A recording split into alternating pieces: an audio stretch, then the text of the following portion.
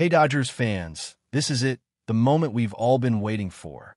The World Series is finally here, and the matchup is set. The Los Angeles Dodgers are heading to Toronto to take on the Blue Jays in what's shaping up to be one of the most electrifying series we've seen in years. Game 1 will be at Rogers Center, and you can already imagine the energy inside that building. Toronto hasn't been in a World Series in over 3 decades. The city is on fire, and the Dodgers have a huge challenge ahead of them. But before we even get into matchups and predictions, there's one name dominating the conversation right now: Tanner Scott. Yeah, Tanner Scott, the left-handed reliever who's had a season full of ups and downs, is suddenly right in the middle of the biggest roster debate of the year.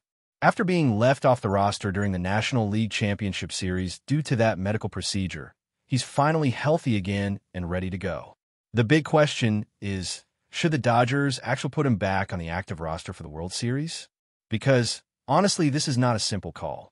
It's one of those impossible baseball decisions that could go either way and change the outcome of the series. Let's rewind a bit. Tanner Scott was removed from the National League Division Series roster after undergoing a small surgery to take care of an abscess. Nothing major, but it kept him out long enough to make him ineligible for the NLCS. Now he's back, saying he feels good, stronger, and ready to pitch again. That's good news, right? Well, not everyone in Dodger Nation is convinced. Some fans are saying, hey, let's not mess with what's working. And that's a fair point because the bullpen, even though it's been kind of patched together, has been getting the job done. You look at what the Dodgers have done since Tanner Scott went down. It's actually been impressive. Yoshinobu Yamamoto threw that complete game gem, the first by a Dodger in the postseason in more than 20 years. Roki Sasaki has been lights out in the ninth, stepping into the closer role, even though he started the season as a starter. And then there's Emmett Sheehan, who's been solid as the setup guy. These are young arms, originally meant to be part of the rotation, but they've adapted to the bullpen perfectly. When you see that, you can understand why the Dodgers might hesitate to shake things up. Because let's be real, Tanner Scott didn't exactly have the kind of regular season the team was hoping for when they signed him. There were blown saves, some late-game collapses, and stretches where his command just disappeared. The front office brought him in expecting stability in high-pressure moments, and instead, they got inconsistency. Yes, he's got electric stuff when he's on, but that when he's on part has been the problem. Now, in the biggest moment of the season, do you really take that risk again? At the same time, this is the World Series we're talking about. The Dodgers have invested too much in Scott to ignore him completely. He's still the highest-paid reliever on the roster, and when a player of that caliber says he's healthy, it's tough to just leave him off the biggest stage. But health doesn't automatically mean rhythm. He hasn't thrown in a live game for weeks. Sure, he's been practicing, he's been throwing bullpen sessions, but facing hitters in a controlled environment isn't the same as stepping onto the mound in front of 40,000 screaming fans with everything on the line. That's the gamble the Dodgers are staring at right now. Do they trust the young guys who have delivered under pressure? Or do they go back to the experienced arm they paid so much for? If you ask me, it's one of those heart versus logic decisions. Logic says keep what's working. The bullpen has been stable, the chemistry is good, and every pitcher knows their role. But the heart says, what if you need him? What if the series starts going south early? Because if things start slipping in the first couple of games, you might wish you had a lefty like Tanner Scott in your back pocket. And that's another thing. Toronto is a lineup stacked with dangerous right-handed hitters, but they've also got some left-handed bats that could cause trouble. Having an extra lefty could actually make a difference in certain matchups. The question is whether Dave Roberts and the coaching staff trust Scott enough to use him in those moments. Because if they put him on a roster but don't plan to use him in tight situations, what's the point? The World Series roster is short. Every slot matters. Meanwhile, the Dodgers' rotation looks solid. Yamamoto is set to open this series, Sasaki is available in the bullpen, and Bobby Miller should be ready for Game 2. The starting pitching carried the Dodgers through the NLDS and NLCS, and that needs to continue. The offense can score, no doubt, but everyone knows that championships are built on pitching. The problem is the bullpen depth. Beyond the young stars, things get thin fast. Blake Trinan is still on the roster, but he hasn't been reliable in high-pressure innings. If the Dodgers want a backup plan in case something goes wrong in the first few games, adding Scott could make sense. But here's the dilemma. Once you add him, you have to use him. There's no point carrying a reliever on the roster just for show. And using Tanner Scott means trusting him again in a World Series situation, something that could backfire if he isn't fully sharp. We've seen that movie before. One bad inning, one misplaced fastball, and the whole narrative changes. That's why so many fans are nervous about the idea of bringing him back right now. On the flip side, Scott insists he's ready.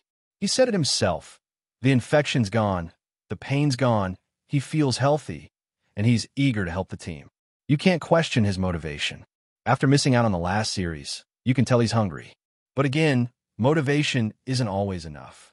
Timing matters, rhythm matters, and this is the World Series. There's no room for, I just need to find my feel again. Every pitch counts. Toronto, on the other hand, is coming into this with a wave of confidence. That Game 7 win against the Mariners was insane. George Springer's 3-run blast in the 7th inning basically shook the entire building. It was one of those moments you could feel through the screen. The crowd, the emotion, the comeback. That's the kind of energy the Dodgers are about to walk into. The Blue Jays haven't been here since 1993, and you can bet that stadium is going to be the loudest it's been in decades. So, the Dodgers have to be sharp from the start. They can't afford to ease into this series. Game 1 and 2 are in Toronto, and ideally, Los Angeles would love to grab at least one win before bringing the series back home. But to do that, the pitching staff has to be locked in. That's why this Tanner Scott situation matters so much, because it's not just about one player, it's about setting the tone for the entire bullpen strategy. If the Dodgers decide to leave Scott off the roster again, that means they're going all in with what's been working. They'd be putting their trust in young pitchers who've stepped up big time under pressure. But if they add him, it changes the dynamics. It could either strengthen the bullpen with another experienced arm or throw off the rhythm of what's been a surprisingly effective group. That's why fans and analysts alike are calling it the impossible decision. The countdown is on, just a few days left before Game 1. The Dodgers are chasing history, trying to become back-to-back champions for the first time ever. The Blue Jays are chasing redemption, trying to win their first World Series in more than 30 years. Two teams with completely different stories, but both riding a wave of momentum. And right in the middle of it all, Tanner Scott waits, wondering if he'll get the call to step back on the mound under the brightest lights in baseball. As the hours tick down to the first pitch in Toronto, the Dodgers clubhouse is buzzing with anticipation and a touch of tension. Every player knows how thin the margins are in a World Series. One inning, one swing, one pitch can change everything. The coaches are holding late-night meetings, breaking down lineups, studying matchups, and, of course, debating that Tanner Scott question again and again. You can feel that the team is on edge, but in a good way, focused, hungry, and determined to prove they can handle any challenge that comes their way. Inside that dugout, it's all about confidence and chemistry right now. The Dodgers have built momentum through a combination of great starting pitching and clutch hitting. Yamamoto, the ace who carried them through the postseason, looks calm and ready to go. You can tell he's built for moments like this. He's got that quiet intensity that spreads through the team, the kind that tells everyone, we've got this. Roki Sasaki, the young phenom from Japan, is another story altogether. He started the season as a rotation arm, but now he's closing games like a veteran. He's been fearless, going right at hitters, pumping fastballs at triple digits, and attacking every inning as if it were the last. When you look at the Dodgers bullpen now, it's strange to think how much it has evolved in just a few weeks. Early in the season, the bullpen was a weak point, a source of frustration for fans and coaches alike. But once October came around, everything changed. The same arms that struggled in the summer suddenly started executing pitches, mixing speeds, and staying composed under pressure. Emmett Sheehan, who barely had any bullpen experience, became a crucial setup man. Guys like Michael Grove and Ryan Yarbrough stepped into flexible roles, bridging innings when needed. It's been a collective effort, and it's working. That's what makes the idea of reintroducing Tanner Scott so complicated. You could see both sides of it. On one hand, You have a bullpen full of pitchers performing at their best, feeding off each other's confidence. On the other, you have a proven lefty who, when he's healthy and locked in, can dominate hitters with a devastating fastball-slider combo. But this isn't the regular season anymore. There's no room to figure it out. Every game counts. Every mistake is magnified. If the Dodgers bring him back, they have to be certain he's ready both physically and mentally.